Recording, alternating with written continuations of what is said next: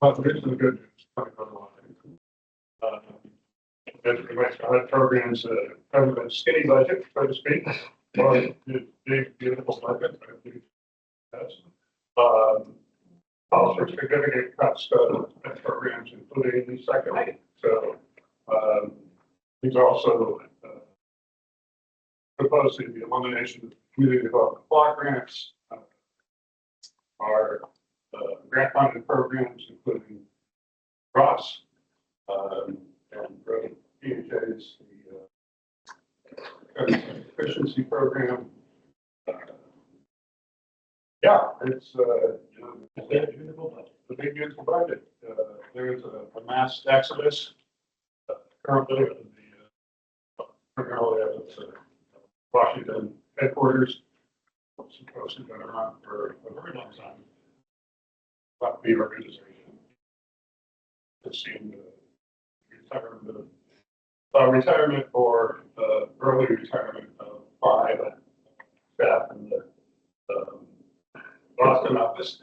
I think the general consensus, without naming names, is that probably at least a few of them on that list were either ready to retire or won't represent the significance. So, was that officially, is that sufficiently diplomatic?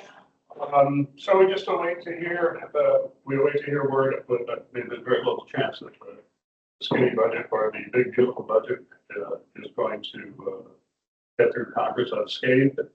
But as we know, that's editorializing. I'll stop there. So it's a challenging time. The industry is a bit of a tailspin, but we've gone through tough time. If there's any questions on that article, happy to try to.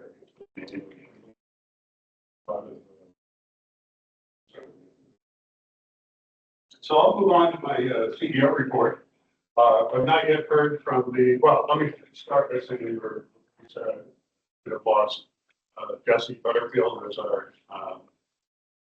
resident commissioner. Given the other heads up place for her, as well as confirmation of his reappointment.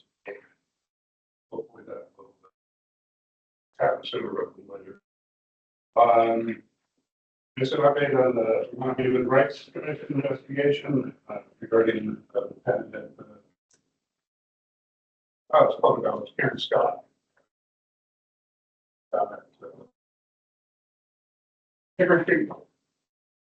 Last year came in and spoke first Greg and then myself. I will say the feedback that I received from council was a great deal. Came up as very trouble, and really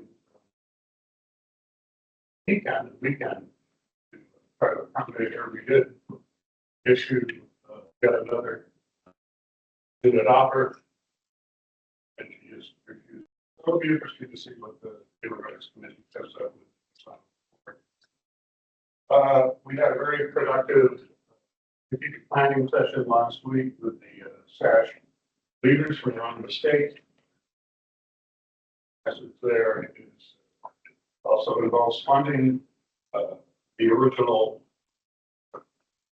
Senator Sanders grant. I think it was in 2023 or 2023. They had hoped to carry those funds over into 2026. There is a significant balance of when the rollout slow and happening, mostly to the lack of clinicians to support the mental health program. It's unclear as to whether they're going to allow them to carry over that they allowed in the past. That represents about $1.5 million in grant funds. The 2026 grant is currently being ushered through Congress with primarily under the support of Senator Sanders. Senator Welch and Senator Sanders. And it'll remain to be seen what happens. Sorry as well.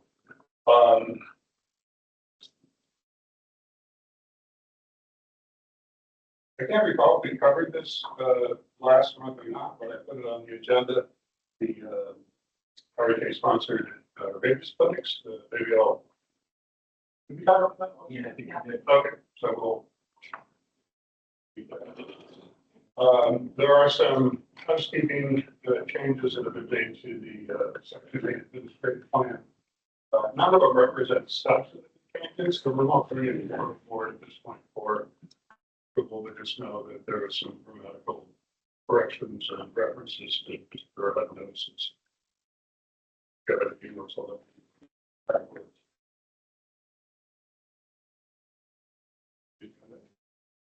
We do have some guests with us this morning. And it's not in the agenda because I didn't realize we would have attendance pending, but do that as it may. Mr. Chair, I recommend that you provide folks with if they have any comments. Yeah. To submit those comments and with the understanding that they introduce themselves before they get started. So. My name is Helen Lebo. I live on 17 Hickory. I'm in apartment 2. I'm addressing the spigots that have been turned off down on Hickory in the duplexes. Since I've been there, which has been almost 12 years now, 11 years, we've had use of the spigots. Mostly what my neighbor and I use them for is just to clean our porches, especially with the pollen. Pollen is very high, and addressing my son, who has allergies very bad. We hose down. My neighbor and I came together. We shared the spigot. We shared the hose to clean out the porches to get rid of that pollen, to keep it clean. And that's kind of what you all have kind of addressed to us and sent out paper that we need to keep our porches neat and tight. We're trying to live up to that without those spigots to be able to clean. It's not like we clean with the hose every day during the summer. It's usually after the high pollen is over in maybe June. And then again, maybe in the middle of the season, just to get rid of that pollen so we can sit out on our porches and enjoy it. I can testify to both my neighbor and I, we keep our homes very tidy. We keep our yard very tidy, our porches tidy.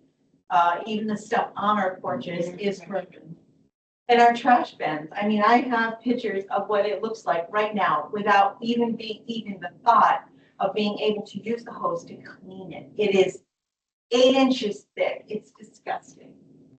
And I just was wondering, could you allot us to be able to have the spigot turned on for that purpose? I'm happy to. So the housing authority does not actually own Hickory Street. Hickory Street has 3 different owners, phase 1, phase 2, phase 3, and it was at the owner's request that we try to get a handle on the excessive water bills and that they instructed us to turn off the outside faucet. So it's not something that the housing authority necessarily has control over. As I said, we simply have a contract with them. If you would like to drop me an email and express your concerns, I can in turn share that with the owner and see if we can provide some limited access. One of the other reasons that I think they wanted to restrict the access is because of the safety issue associated with folks filling pools, wave pools, which represents the safety and liability Okay, thanks. Okay, not all of us are doing that. Not all of us have got pools. Oh, come on, I saw you in that. Not- Splashing around, having fun. Yeah, I understand it, and I just got an email, just see if we can provide for some access. And we do appreciate the fact that you are, good at, maintaining, not just the interior, appearance of your units, but also the exterior, so we'll see what we can come up with. I didn't have to try. Yeah, you did. It's excellent. Appreciate it. Yeah, definitely the nicest one down there. I will say that. Yes, very much.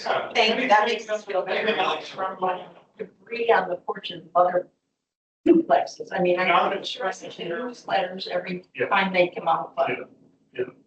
Property management has been, pretty busy over the last few months. As you know, there's been some changes in terms of, tenants.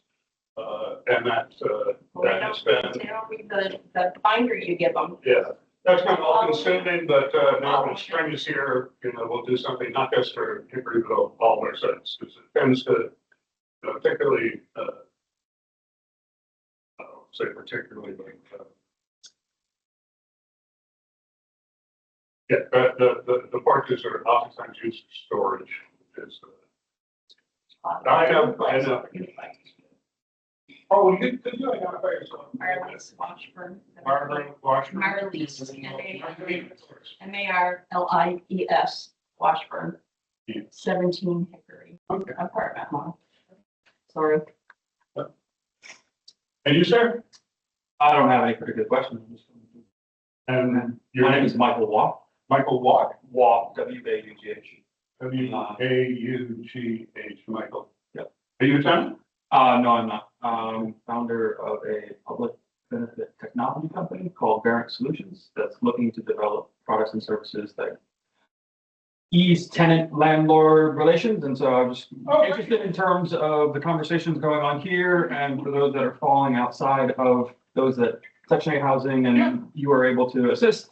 Are there ways that we can provide financial and platform relationship services to help support healthy tenant landlord relationships? Well, what I need to say, we're interested, and what I'd like to suggest is that maybe follow up with Gretchen, if you'd like to sit down with a few of us, and we can earmark more time for it. Sometimes kind of like you happy to sit in.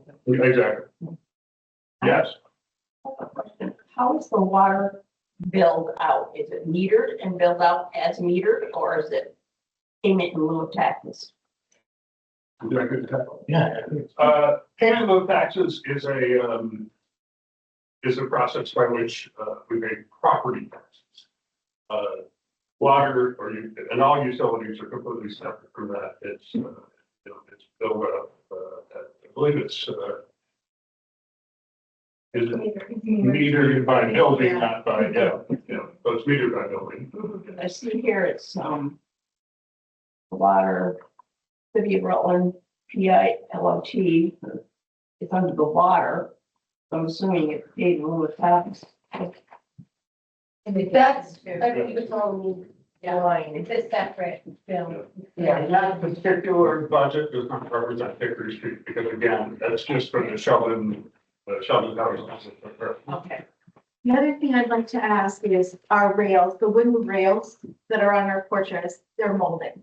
I mean, they're so bad. It's part of the spring cleanup. Oh, okay, and because also our handrail, I've got pictures of it, They need to be. they're treated. peeling, and she's got something on her rail just to hide Sure. how bad it looks. Yeah, it was not a great application. Constructed, and we've been struggling to kind of come up with a permit. Thank you, Mr. Chair. Thank you. Thank you for coming. You're welcome anytime. Thank you for hearing us every time. Absolutely. You go back. Go back to approval of minutes from the April 19th, 2025. I would like that very much. Thank you, dear. Any switch? Discussion? All those in favor say aye. Now you don't have to vote. It's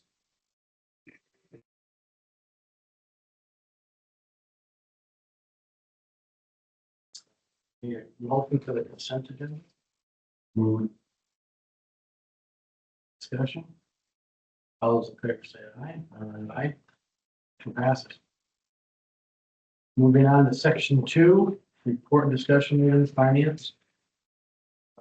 So, I have the budget actuals for, same included, it's for the end of the fiscal year.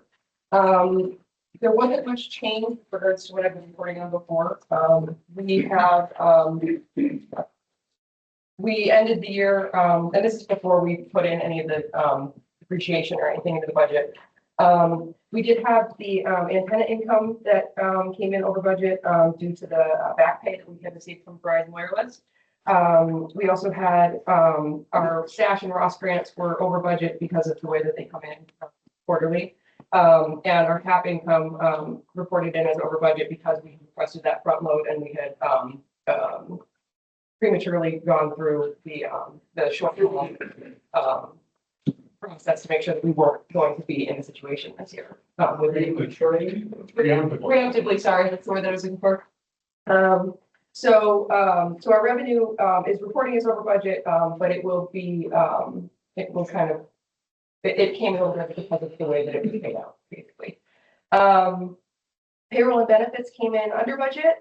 As you know, we did have some staffing issues this year, which we offset with Letty Group. So that is why our admin expenses came in as over budget. Is basically Letty Group and our security agreements with Stockton. And what was the other one that we used? Sensor? Yeah. So, and I know Gretchen has been looking at alternatives to that in order to try and figure out a better way to handle security going forward. Our water bill is a quarterly bill, so I'm not even gonna worry about that in this budget here. Let's see, extermination came in significantly over budget. As we know, we had some issues at Sheldon Towers and our elevator. And heating was also over budget due to some boiler issues and a burst pipe that we dealt with here at Temple Court. So the year-to-date surplus is showing as a deficit of $29,518. But with the recoup that we got from our replacement reserve, the surplus was $126,664.33. That would leave us with a balance at the end of the fiscal year of $935,402.86. So we do have a transfer of Section 8 admin funds that came in April. So that will be shown in the next budget. Let's see. So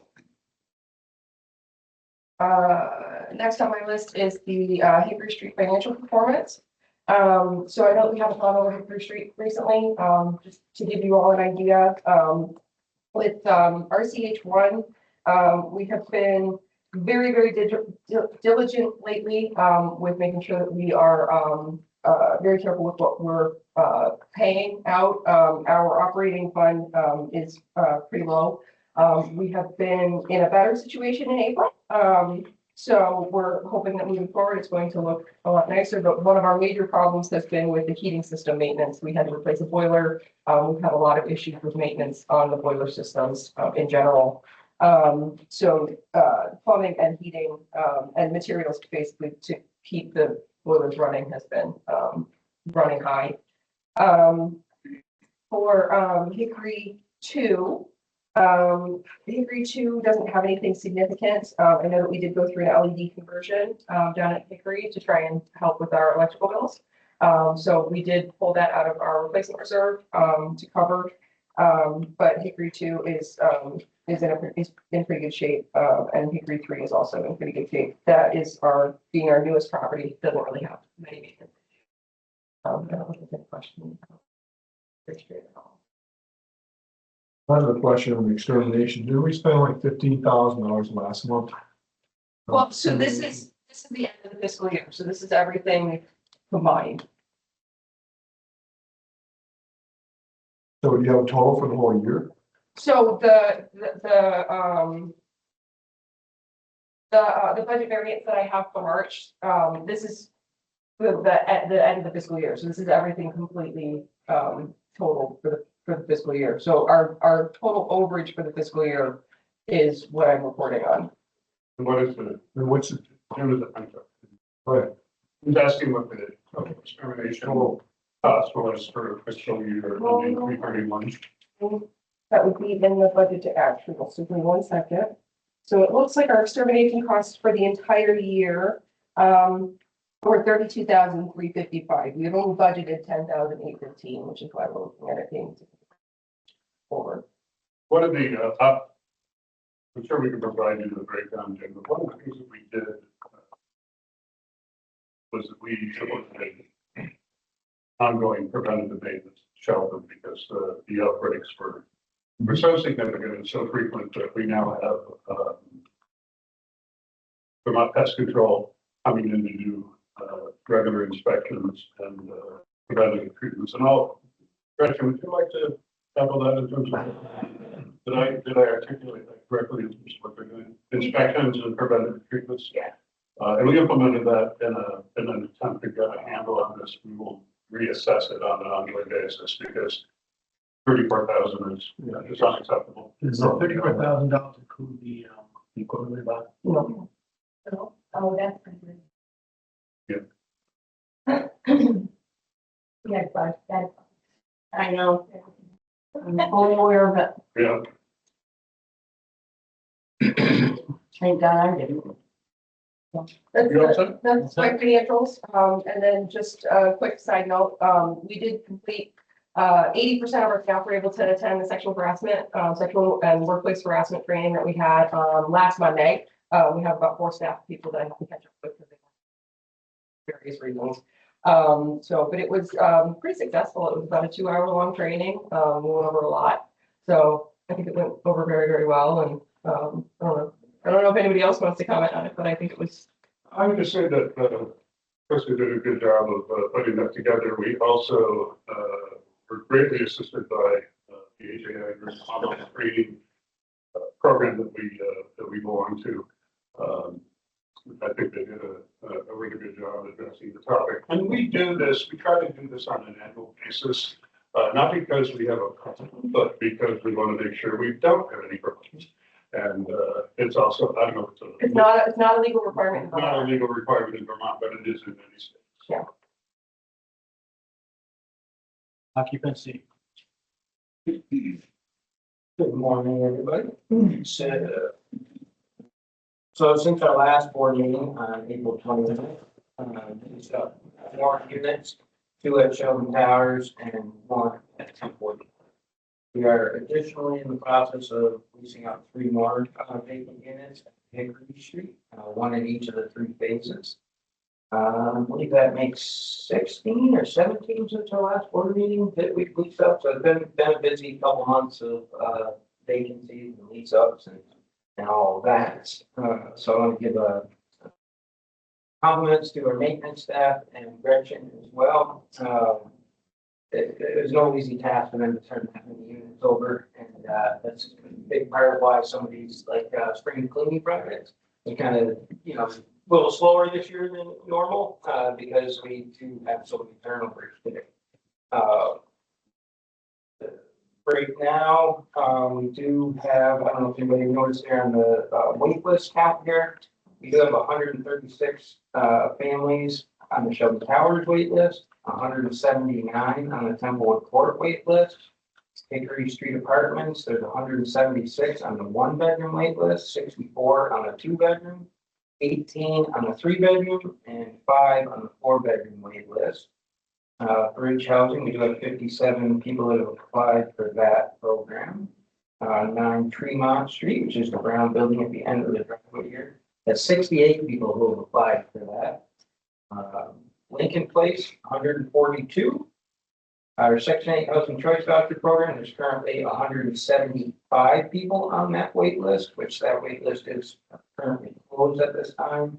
And our mainstream Section 8 Housing Choice Voucher Program, where you have to be 62 or under and disabled to qualify. There's 123 people on that wait list. So it's a substantial amount of people on our wait list. I think that's pretty much what I have for this one. I don't know if anybody has any questions. Good. But people, I haven't done it in the past, and I think people might be interested in, the people are on the. Is the wait list updated? Regularly? Seems like a good time to interject. On an annual basis, we do a waitlist purge, and what that is essentially is, I'm sorry. We do it twice a year. Twice a year. We contact everyone on the wait list to confirm that they are still interested. If we don't hear back from people, we remove them from the wait list. We have been flexible because we recognize that folks jump around between hotels and stuff. So, we will put them back on the wait list if there's significant justification.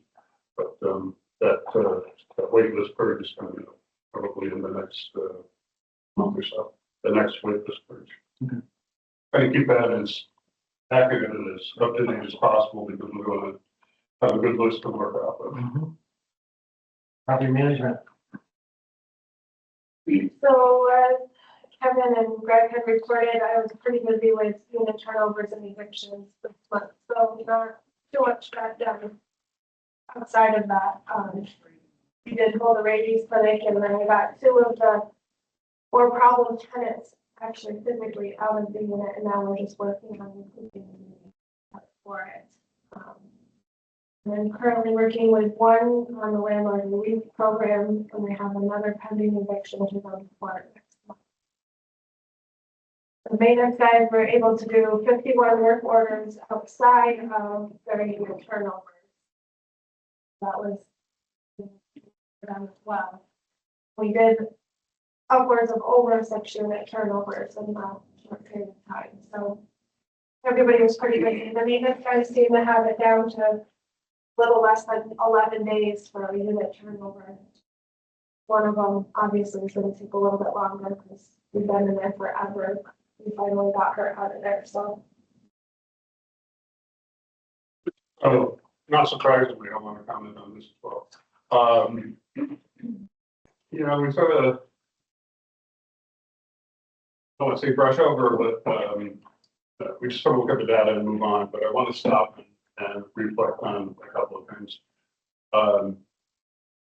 Gretchen has been very effective in terms of pursuing evictions when evictions are necessary, pursuing resolution when resolution is possible. And 6 of those units, can you, Richard, can you tell me of those 6 how many were related? Yeah, so know that although the turnovers are up a bit, it's because of greatly enhanced police enforcement. And as you alluded to previously, we had 2 tenants who were long time problem. Well, 3. Well, so more than that, probably. We're getting sort of back on track in terms of the quality of the tenants. One of them is going July, only 2 years since the last time there was any income coming from it. And frankly, a lot of it is just the ongoing battles with Vermont legal aid. But at any rate, I want to acknowledge that. I also want to acknowledge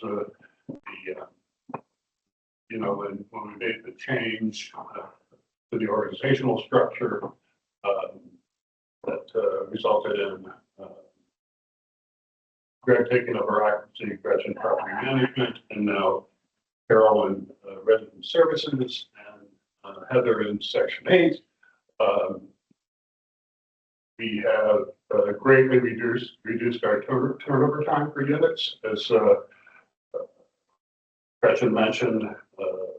The make ready or maintenance functions are at 10.45 days, and there's a battle, hopefully, with the occupancy, and that their days are at 17. So right now, our total make ready is just a little over 26 days, almost 20.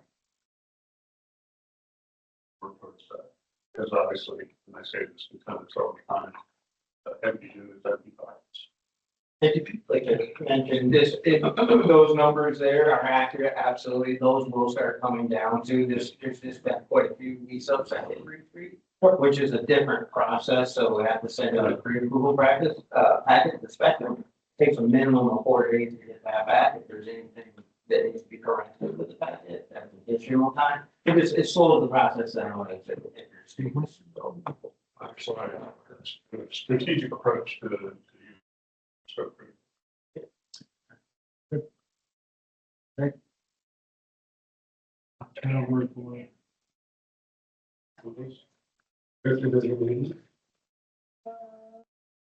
We meet with Royal Box this afternoon to discuss some security camera, options. Well, last or the life safety. Royal Box, because I'm not having any luck with them. So we're gonna see what they have to say and what they suggest as far as security cameras for all of the units. We're starting here at Board, so it's a very minimal here. So one of the issues that will be addressed here is the real-time monitoring. It's great to have it. There is we just don't have the resources to monitor on a monthly basis. What's going, are they gonna go? It'll go to probably at least 2, if not 3. These two. Yeah. Internally, it's going to be the company manager, the maintenance supervisor, and myself. Have access to them all the time. I just make sure that they work. Yeah. Yeah. Section 8. All right, it's kind of status quo from last month. We are on the voucher freeze, so I haven't issued any new vouchers, but there are 5 households with vouchers seeking, different units. 3 of those, were issued and are searching. And, we have 2 that have either chosen to leave their unit for one reason or another, and so they're searching. So they have had the voucher for some time. So until we get the green light, I'm not issuing any more vouchers, but we have a little bit of open area because I've lost a few, tenants. So that some more vouchers have opened because of that in our portfolio. I did include the numbers about the number of rent increases, how that affects HAP, as well as changes in income and household composition, those numbers. I did do vacancy payments in April for the total of $4,101. And Correction has been awesome about keeping me up to date on those so that I can process those in a timely manner. And I also, in part of this $4,000 are 2 vacancy payment requests from Lincoln Place, so that those are not part of our portfolio, but of the section. Okay. Kevin mentioned the admin plan, and I, up until like last week, had not had time to go through and fix all the ants, wars, commas, and stuff that were in the correction. So I took the time and did that and let Kevin know that that has been totally updated at this point, and it's on our server there. I thought it, I guess, unless you guys have questions for me. Yes, I have comments. Of course you do. Of course you do. That's okay. I just want to, we have had, as you may recall, an initial meeting with the Section 8 shortfall team at HUD because of our projected deficit at the end of 2025. Through a series of accounting corrections on the part of the accountants, as well as the others of Heather and other staff, we have eliminated or lowered that shortfall significantly.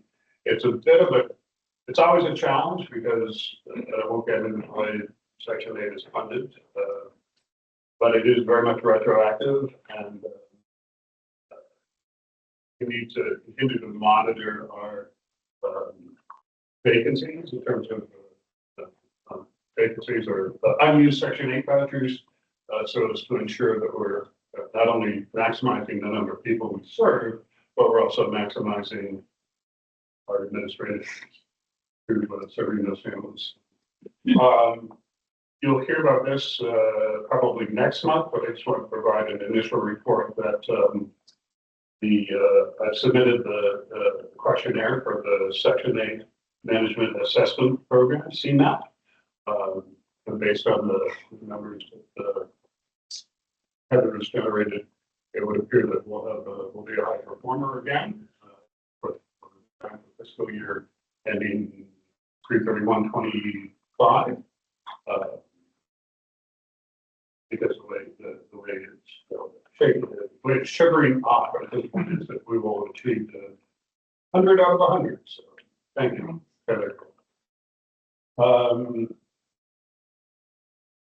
I also want to acknowledge, I mean, we put reports in the packet, and sometimes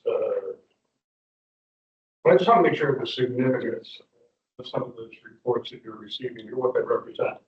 The EID tracking, which Heather and Greg has been doing, has resulted in the collection of unpaid rent because of inaccurate income information. We also have, there are also some other benefits to tracking EID, and I just want to acknowledge Greg and they've done in that area. So people are paying what they're supposed to be paying. Reimbursing the program if they didn't report the income, or you're wishing them well as they find housing that they can follow the rules. So, great. Resident Service Program. Very busy. We are, or I am trying to onboard Robert Baxter, who's going to be our SASH coordinator for Shelburne Towers and Templewood Court. He's in his 4th week of training, doing SASH training, and hoping to get him started soon. We have an open SASH wellness nurse position for the Castleton Fairhaven panel. We're looking to, we're hoping that that will be filled come end of June. But I also had somebody had reached out to me, a nurse reached out to me who lives out in that area who might be interested. So I need to touch base with her to see perhaps something that hard to come. So I need to check in with her. Our SASH embedded mental health coach is doing wonders. We've had 11 referrals from Templewood Children Towers panel, 11 referrals from Housing in the Terrace, and I think 7 from our community panel. She's been doing a lot of programming, working with folks around grief. Had some loss at our Children Towers panel. So we've been doing some work around that. But also working with us around residents who there's been some changes with Rutland Mental Health and some of their programming, the service coordination. So it's been working closely with that because we some folks that lost some services. So we're working together with that. Wellness and supportive service group meetings. We've got, I think, 2 or 3 under our belt. I've been working closely with Gretchen, with residents, and hopefully we'll be starting up again tomorrow, and getting that back on track. I met with community health team, Meredith Drew, the director of community health improvement and medical social work, last week, and we're going to work around towards probably July, meet and work around discharges through the ER, and see what we can do to work together to kind of hone in on that, what we need and what they need. And then we're going to be, she has also offered up providing some advanced directive workshops at each of our SASH sites. So we're going to implement that.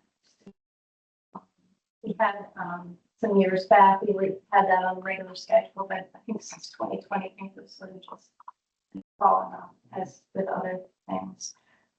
We celebrated Nurses Week with a nice luncheon and some flowers. And I think they all appreciated that very much. We've had a lot of trainings. We've had, gerontology symposium. We had the Howard Center, got motivational training, motivational interviewing training this Wednesday, along with some person-centered interview, person-centered language on the same day. So there's a lot going on. And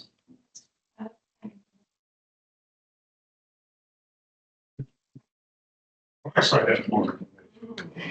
So, I just wanted to, I wanted to clarify something that I said earlier. I think I may have alluded to the fact that SASH funding was, an issue. It's actually being added mental health.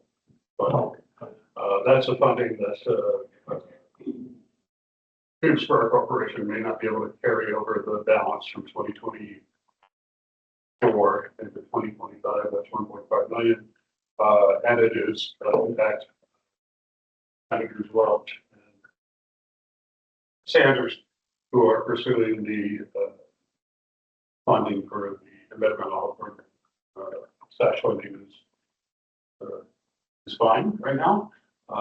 We are looking for a new home in terms of the financial administrative entity, because as you know, One Care Vermont is on its way out. So looking for a financial host for that. May end up seeing the blueprint. I'm not sure yet. And just again, I want to point out in your packet, you'll find the May edition of the RHA update. I acknowledge Carol's work on that publication. Thanks. Old business or new business? We talked about the security camera update, a couple of items that came up subsequent to the publication of today's agenda. As you know, there was some question of unauthorized access to my Outlook account, which our managed IT provider responded to very, very well. Because we have the cybersecurity insurance, we went through the entire process of performing an assessment. We had an outside contractor perform a HIPAA risk assessment, HIPAA being the federal law that covers personal identifiable information related specifically to healthcare. There was really no reason that I would have any of that information in my Outlook account. But we decided to have the analysis performed, and the legal team and IT forensic firm submitted their draft final report indicating there's no reason to suspect that there was any unauthorized assessment, and that the incident was not reported. That was good news.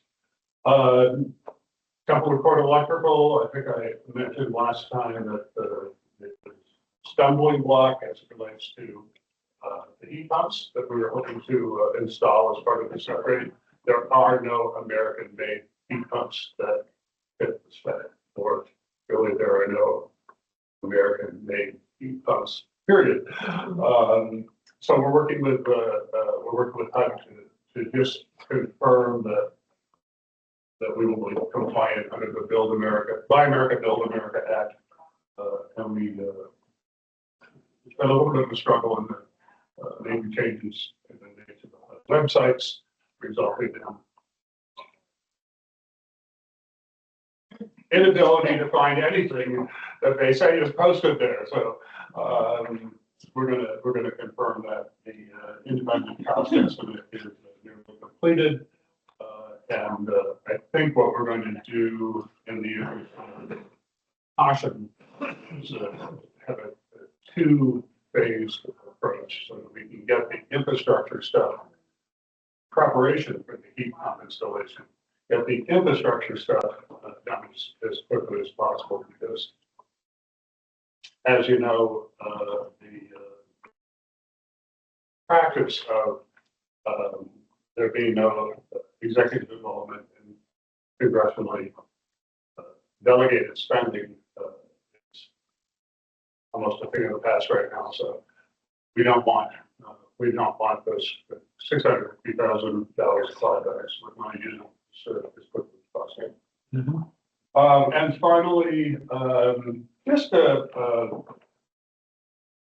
little historical perspective. Some years ago, we went through the process of converting our public housing to project-based Section 8 subsidy to the RAD, or Rental Assistance Demonstration Program. The hens are coming home to roost, is that the cliche? With all the funding that's for public housing, we are in a much better position under the project-based voucher scenario, which is that red, because those funds are not subject to congressional or executive modification or what have you, but are rather a contract between the housing authority and the federal government.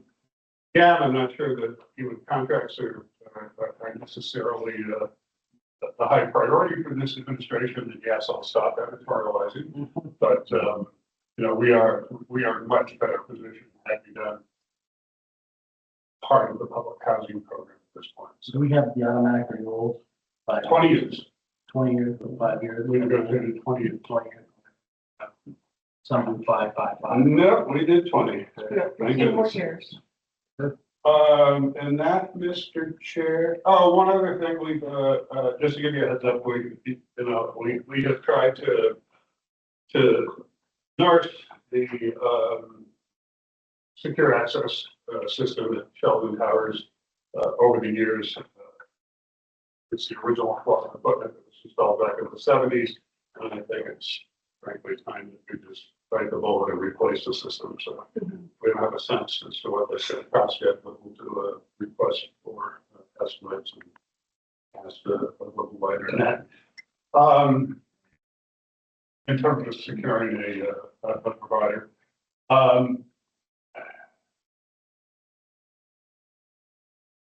And that's something that we'll be doing, casting that broader net with greater frequency as we try to identify skilled labor from contractors. Versus just not a sufficient pool in the region. All things being equal, I'd like to work with local contractors, but frankly, the pricing that we've seen and the availability that we've seen has made it increasingly difficult to do that. So, for example, with the Duckwood Court electrical project, we will probably go into Chittenden County and maybe even Warren County in New York, trying to find contractors who have sharper pencils and, more importantly, are available to work. So I know that in the past, I mean, it is a competitive process, but all things being equal, I'd like to work with local contractors. It's not as feasible as it is. So that, Mr. Chair, is my report under old business, new business. If you'd like to talk about last week's series of emails between myself and the Ask Me representative, I'm happy to do so. But I would suggest we do it every executive session. Okay, we'll just take a minute, we'll do the verbiage around, for the purposes of discussing blah, blah, blah, blah, blah. And that was moved by Jim, I think I heard, and seconded by Betsy. We're into the next executive session. Thanks, everyone. Thanks for coming. All three of you, thanks for coming. Bye. Yeah.